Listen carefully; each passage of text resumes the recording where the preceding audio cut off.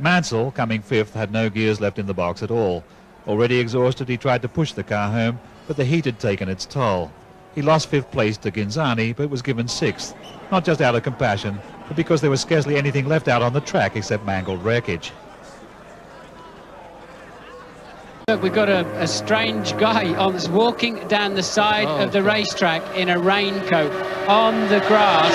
And what on earth is he doing? Crossing the racetrack during the Grand Prix. And clearly either a bit too much beer there, or he's hit his head on something, because he's not being sensible at all. I've never seen this before. Have you ever seen it, Matt? Well, I've seen a lunatic in Brazil just as the race was finishing, rushing out.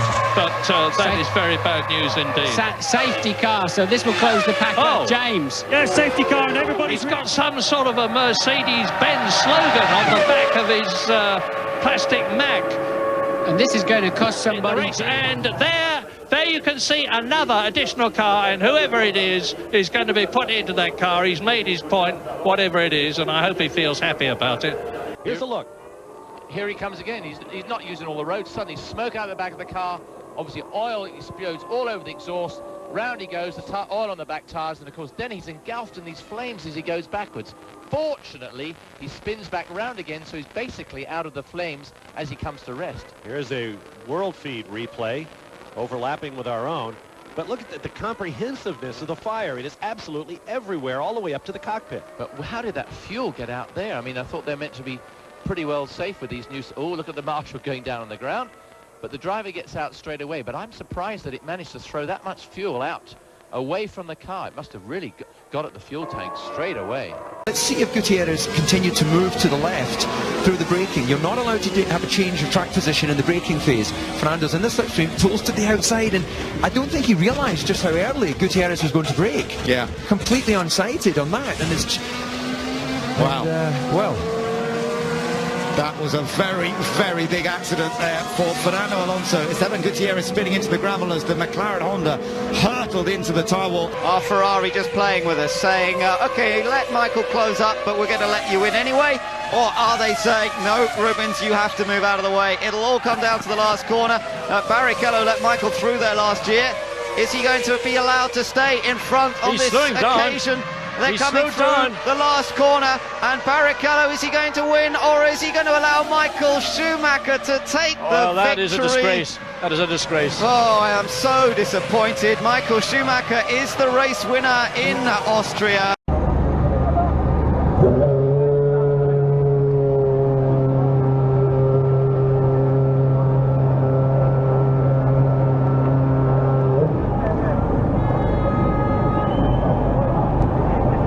The Indy 500 was a championship round. Yep, that's right, from 1950 to 1960, the Indianapolis 500 counted towards the World Championship in F1, even though it was run to completely different rules by completely different teams and drivers. A couple of F1 drivers did make attempts, notably Ascari in 1952 and Fangio in 1958, but it was mostly made up of the American racers and teams of the time. This has led to some statistical quirks which aren't always included in some F1 stats, such as 1952 Indy 500 winner Troy Ruttman being credited as the youngest F1 winner until Fernando Alonso, instead of Bruce McLaren. In 1956, the 8 points Pat Flaherty got for winning the Indy 500 were enough to place him 5th in the F1 Drivers' Championship.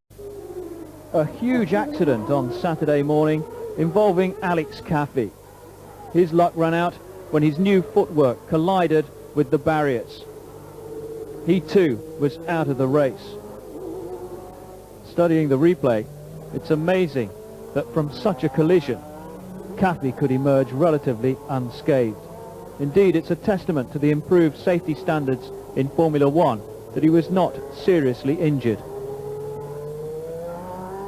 The car was a write-off. It was lifted off the track in segments.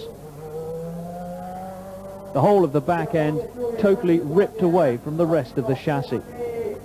Even the aftermath of the accident was a frightening sight.